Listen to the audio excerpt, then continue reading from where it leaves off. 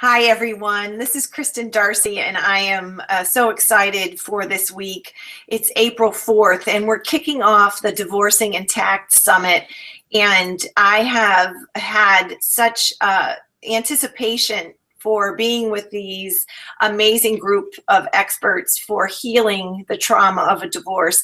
And today, our day one, we're starting the theme of filing for divorce before, during, and after. And I am so privileged to have Joanie Winberg with me. So welcome, Joanie. Hello there. Good to be here. Oh, I'm so excited. Even though we're close in proximity, we're just so far away. So I love it. I'm loving this time. So let me just take a moment and let everybody know about your wonderful offerings. So Joanie, our topic today is conscious parenting during and after divorce. And the question that we're going to be referring back to is, are you emotionally supporting your children? And that's a big one. Regardless if you're within a divorce or not, are you parenting with your main concern, your emotional, psychological safety of your children? And so Joanie Winberg is a certified human behavioral specialist, interpersonal skills.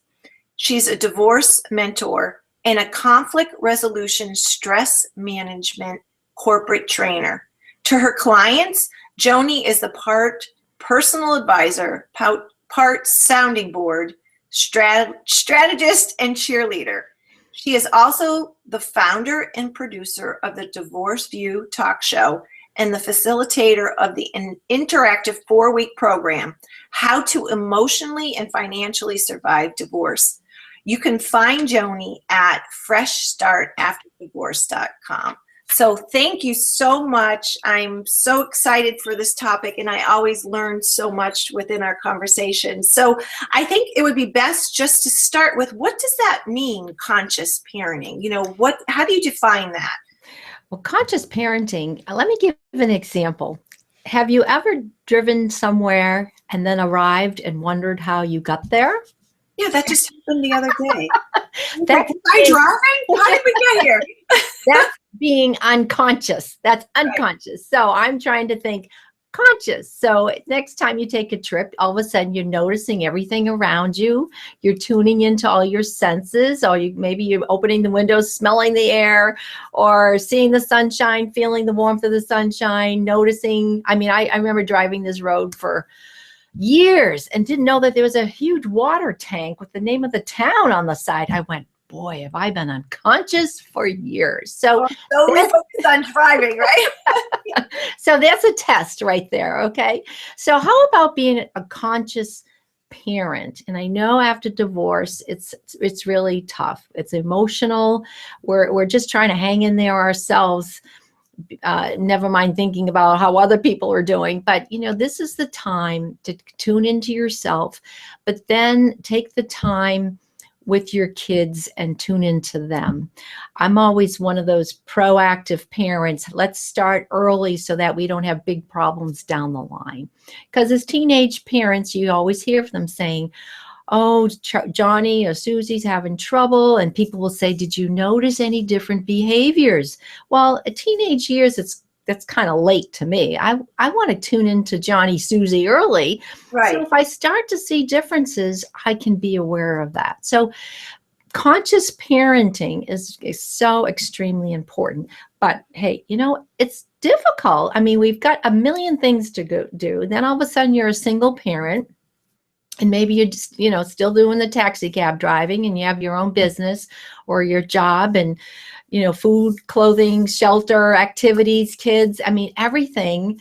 And so it's like, oh, you're just happy to get the baths done, dinner done, everybody's in bed, and you've got 5 minutes before you go to bed. But somewhere, if we're not taking that time to communicate with the child or children somewhere, we're going to lose them. We're not going to be able to be conscious enough to see what's going on. So you mentioned before, dining room table. Well, it's hard to say, well, how was school today? That is so hard not to ask that question.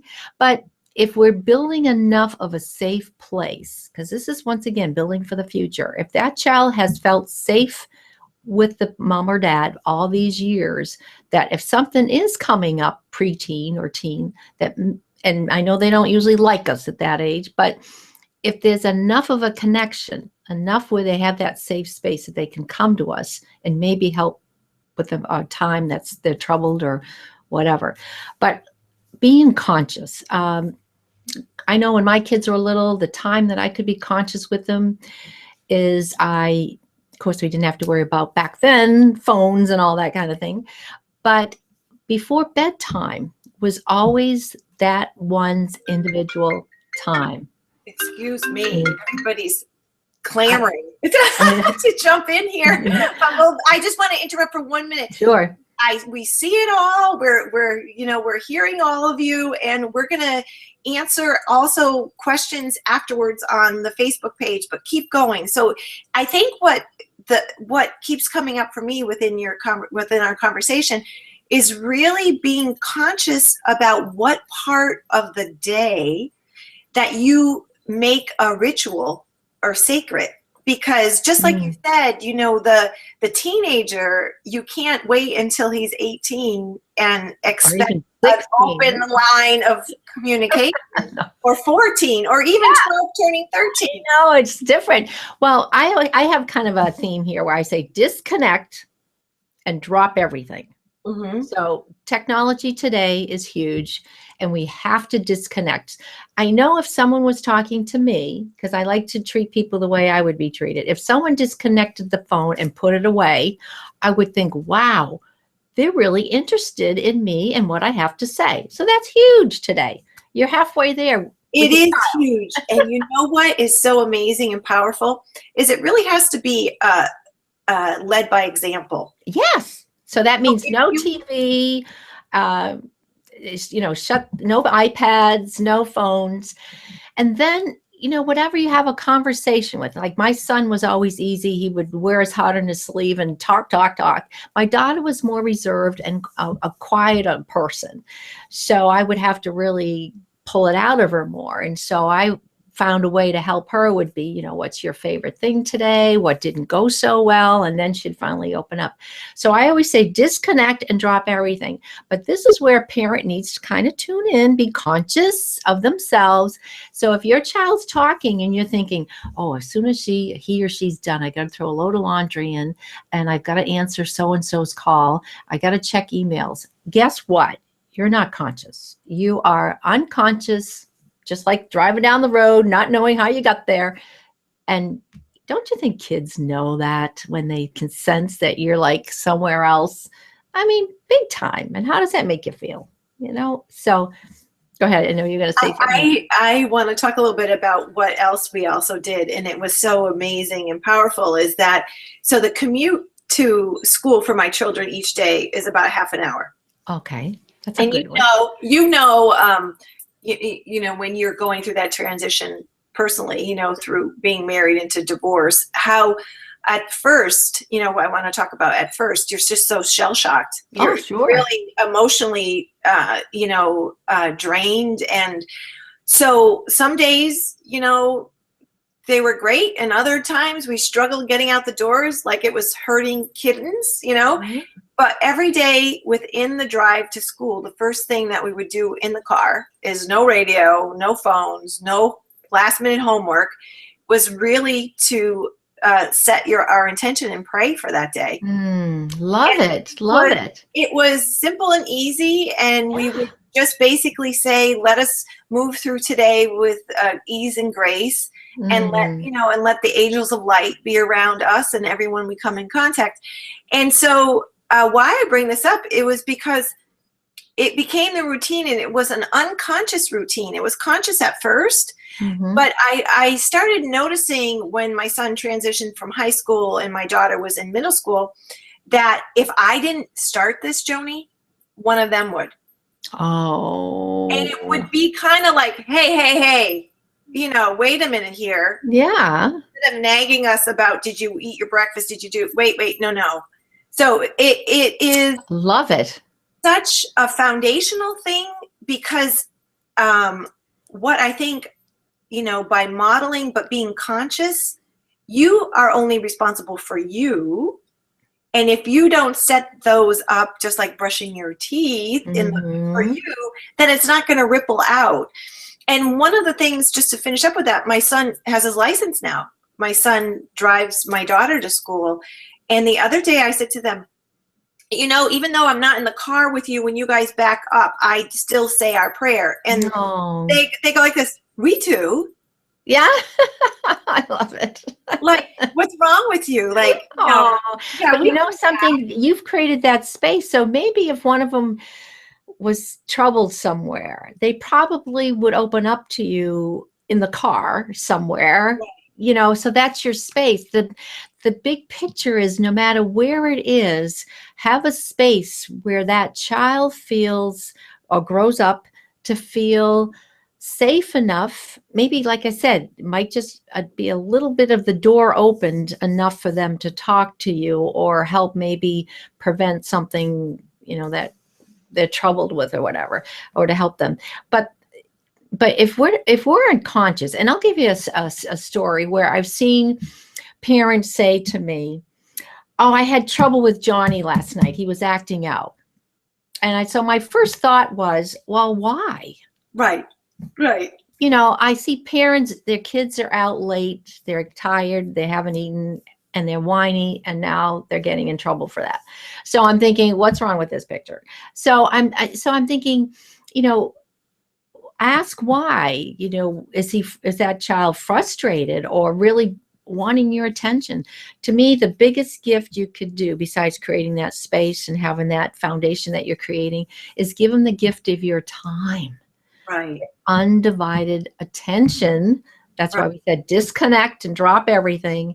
And I remember when my kids were little, my mom always said, oh, never go to bed without dishes in the sink. So I had that ingrained in my head, you know, wash those dishes. And I remember my kids being little, and I thought, I'm in here worried about these dishes, and they're in there playing. There's something wrong with this. I became conscious that day. And so now my kids are 31 and 35, and who cares about the dishes? And I can still have dirty dishes in there or have a clean sink, but it doesn't matter. Right. You know? So that's the consciousness of parents, to say, where are my priorities? Right. And is this phone call that I supposedly really need to make more important than me tuning in? And I think Charlie's going to be okay, or little Johnny's going to be okay, that they'll get over it, or they're just having a bad day. No, that's being unconscious. No, I hear you. And I think the struggle comes into when you're in this heated divorce thing going on, and there's such a sense of defending your position, right, that everything becomes so critical, right? And that's probably where, as a parent, can do some work. And this is where I do a lot of work with the parents, is to be able to let go. And you talked about setting intentions of your day. And I've worked with many women. I said, let's set the intention of your day, personal day. So it would be setting that intention, letting go, trusting is the formula for trusting, and then watching for evidence that it's going to happen. So, you know, my intention today is I'm going to let go. I'm going to trust that everything's going to work out fine. I'm going to be of high energy, going to be my best to serve today. And then you let that go. You don't think about it. And then at the end of the day, as your head is hitting the pillow, and you look back, you will be amazed, like, wow, I had a really good day. My intentions worked, you know, so. I love that. I mean, you and I are both on the same sheet of music with that. And even with, you know, some days don't go as you had decided. And some days you get the instead, you know, instead of it going smoothly, it goes bumpy for whatever. But it's within those moments that you are okay with that. And that a word that I use in our house, and that my children use too, is being able to say and give your feeling a name. And just say, okay, I'm triggered right now. Yeah. Or I always, and people always say to me, gosh, you always think that way, no matter what the situation. And believe me, this didn't always work when I first got divorced. Cause I mean, I've been divorced now 20 years. So, I mean, I'm way past that, but I know the emotions and I remember, and I can go probably back there pretty quick. But I remembered training my thought process to say, okay, this really is a crappy situation right now. It's really stressful, but I've got to look for something working right. And it helped me switch, even if it was a quarter of an inch switching. No, it's true. That helped me so much. And that goes out to your children. Mm. And you know what? This is it. And look at the gratitude or the gratefulness of what went well. And it's so powerful. It really is. And it's, you know, before, part of my journey was infertility, and it was, you know, fake it till you make it, you know, kind of like, you're going to be fine because you have trust and faith that in the universe is going to bring you to the other side where you should be and land softly. And so I think consciousness too is such a personal concept, right? And that what I have found too in my private practice is that, you know, there's a bell curve. You know, people think that they're conscious and think that they're aware of their cause and effect of their actions or reactions or interactions. And, you know, not coming from a judgment point, but, you know, the empathy that is necessary is something that I think, you know, and I'm going to get on my little soapbox, that, you know, really needs to be looked at across the board for society and for interpersonal relationships, the empathy. And I think sometimes through divorce at the beginning, it's such this whole system is structured for a win and a lose, right? And defending your position and trying to get what you deserve, and that there's these little beings there. That's that little voice. Those little people, you know, those little people that you're caring for. Yeah.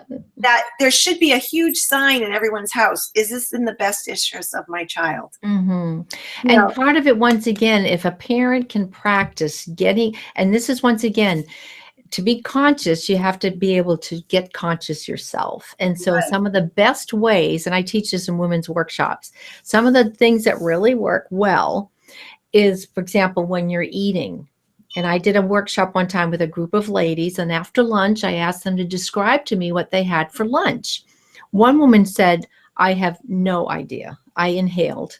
The other woman said, oh, well, it was crunchy lettuce and it smelled like this. And the other lady said to her, did we have the same lunch? I mean, it was a box lunch. Right. And so, and I said, so here's an example of someone who's practicing their consciousness. And a great way is when you're eating. Are you inhaling? Or are you taking the time to smell, hear, look, taste? That practice, because it's a skill. So if you practice that, that helps. But then to be conscious is to look around and thinking, okay, I'm going to pull myself in. Am I right now thinking about something that happened yesterday that I'm worried about?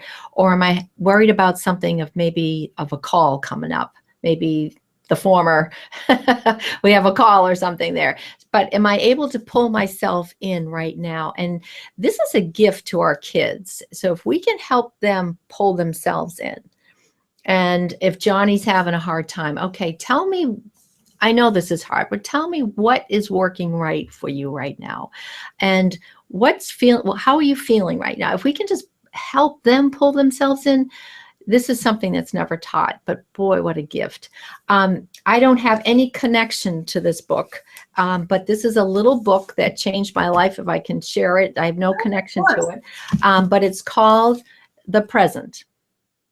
And it is, I mean, you could read it in an hour. It is big words. So it's real quick. Love those. But it teaches you that skill of pulling yourself in and becoming more conscious, which in the end, you can then give your child that gift. So conscious parenting is huge. Emotionally supporting your child, tuning into them, creating that sacred space, and then giving them the gift of your time, undivided attention. That is so important. And you know what, Joanie, what we haven't talked about right now or in the past when we were together is really being conscious about bringing someone else into Yes. the fray, because that just opens up a whole different. And it's exciting. It's like being first date again. And right. And I honor that. And I, you know, I've experienced that, but it's just being conscious about that choice again of being consciously present for your child to give them enough time to heal for this transition. And learn from this experience about them. I think when I talk to my children to remind them about, you know what, in their little lives, they have learned, they're like at the master level of learning about people's personalities, about, you know, transitioning and, you know, all these life lessons that we've gotten over the last 6 years for us, and how far, you know, I look at it as how far they have come, you know, in being able to speak their truth and speak about their emotions. And I know when you had me on your wonderful show, The Divorce View, we talked about that simple strategy of that feeling chart, because sometimes, especially for boys, if you go direct communication at them, tell me how you're feeling. Yeah. They're just not gonna, doesn't work. not gonna do it. Yeah, it doesn't work for them. But if you take them for a walk and start throwing something on the walk, they'll, before you know it, it'll bubble up. But I don't know if you remember, but I talked about just getting a plain notebook. Yes. And journaling to your child every day. Yes. And you know what is so amazing? And it sounds really lame, but even in my busyness, I write little notes to my kids and put them in their lunch. I love it. My son's a junior, and he finally said, you know, Mom. I hear you. I hear you. I used to own a craft store, and I would go into their classrooms for every holiday. I'd bring all the supplies, and the teachers loved me because it was free, and I'd bring all the supplies to make whatever holiday craft. So finally, when my daughter was in 7th grade, which is really getting into the preteens, yes, she was so kind. She said, Mom, I think I'm okay. You don't have to worry about this anymore. And I didn't take it personally or anything. I just knew that I pushed it as far as I could. 7th grade was great. That's a great run. So believe me, I have a 7th grader right now. She's divine, but yeah, that's a good run. Yeah. So I thought I'll count my blessings and be done. You know, my son still wanted me in because he was little, but not the big one. 5 year difference too. That's the same as mine. But going back to the little notebook. Yes. So you and I have talked about this, that I simply would write a note to them and leave it on their bed, especially at the beginning, especially when their hearts were torn open. Oh, yes. And nice. And my son said, oh, okay, yeah, I'll answer you. He never did. No, but he's so conscious. But you were conscious, I mean. But he didn't answer me until it was the way for him to talk to me, and sometimes I would find it on my bed. And then my daughter, in her anger, threw it at me and said, "I'm not using this." And sure enough, but they remember. They remember. My son's 31, and he sends me the most loving, thankful cards at Christmas time. Thank you so much for everything. I could never have done things without you, and so you never know how you're doing. Right, no, until you get that move away. Road. But the other thing is too, as I always say to parents during divorce, I know it's hard, but still look at the big picture, that this is still that age that you'll never have again, and just enjoy as much as you can. Every age is so unique and special. And I know we get crazy and busy, and you hear parents say, I can't wait till they grow up. But believe me, now when you're on the other side, things reverse, because now you're saying, can you come home and visit? You know, so, you know, in the meantime, you know, enjoy the moment with them as much. I know your heart. I mean, I used to keep up a good front and then go and cry myself to sleep. Right. You know, but yet I was just trying to be there as much as I could for them, because I kept my eye on the future to say, I want these kids to grow up to be healthy, happy adults. So whenever I was ready to unconsciously attack, I just started to remember, wait a minute, how is this going to affect the big picture, Yes. and so I call it playing the long game. And so I call it, once again, the big picture of disconnect and drop everything, create that space like you did in the car for your kids, or nighttime, or reading a book, and then give them the gift of your undivided attention. So those are the things that you can become a conscious parent. And the dividends, amazing how much the dividends pay off. Well, you know what I love, Joanie, is that it doesn't have to be a trip to Disney, and it doesn't have to be, it's those little moments that are brick by brick that build the foundation of someone who's emotionally healthy. And it's a daily focus, but once you get that routine, it's just in the flow. My son's 18, we're looking at colleges, and he said the other day, I was driving him into Boston, and he said to me, "Boy, Mom, you haven't driven me in a long time, because I've had, I drive now." And he goes, "I miss that." Oh. And so I think just what you said, the time, especially if you're in the first initial phase of the divorce, that it's the rock bottom, you're in that emotional, just broken part. Yes. That you're going to get to the other side. And, yes, you will. And your babies will too. So and it doesn't matter the age. I always stood on the front step, and my kids, when they started driving themselves to school, they would back up, but they would always turn and wave to me, and I'd be standing on the front step waving. Now, to this day, daughter's 35, son's 31. When they come home, they always turn. I stand right there and I wave, and they're looking for it. Yeah, no, and they know. I do that every morning too. I'm like, sometimes I go out in my pajamas. But the thing of it is, like you said, and that's exactly what it is. I didn't have a lot of money to do things, to take them places. I just gave them lots of love and lots of hugs and my attention, my time. To me, that's more than you can give them anyway. The other things, the material things, don't matter in the long run. And just giving them my time. And I used to say to them when they were growing up, and to me it was just growing up fast, and I'm adjusting, getting my own life together, I'd say, "Okay, guys, just help your mom catch up to you, because I'm a little bit slow here." And they thought that would just crack them up, and they'd say, "I know, we're hanging in there. Come on, Mom, you can handle this." And I thought, wow, who's coaching who here? But we had laughs about it, Right. And I think the humor is good. And so to me, we were just connecting on just a simple level, and that is a great bond. But you've got to be conscious of that. Yes, and it has to be thoughtful. Oh, yeah. Conscious and thoughtful, meaning like you have to have thought into it. And it's I think it's the game changer for the future, because to be honest with you, I think our generations before us weren't consciously parenting. Oh, no. I remember my mom saying, what's that expression? You're seen but not heard. Oh, yeah. And I remember growing up and resenting that. And I thought, well, I've got something I want to say. I think it's kind of important. I thought maybe no one else, but I'd like to share it, and I'm thinking, wow, that wasn't, that wasn't good. Not at all. And I think if we could just too, like,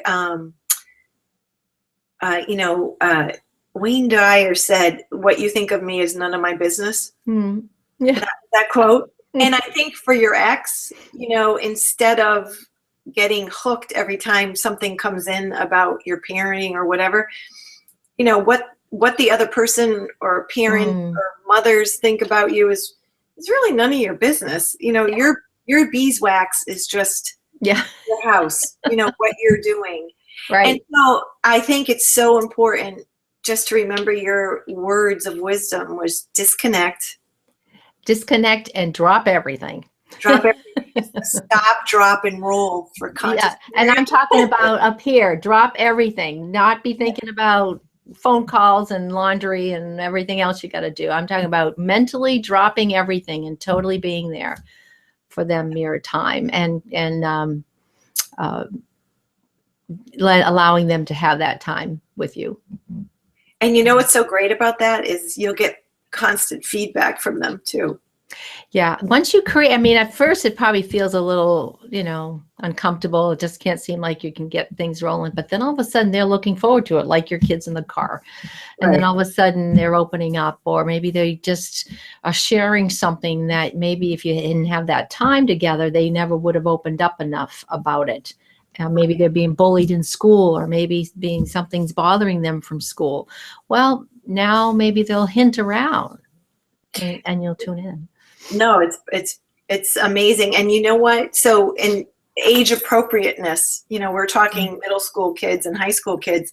I said to my son the other day, I said, is there something that you're not telling me? And he looked at me and goes, why would there be something I wouldn't be telling you if from day one I told you everything? And I'm like, okay, just good job, Mom. Good job. Because you get that mom vibe, like, oh, something's up. Yeah, you do. Right.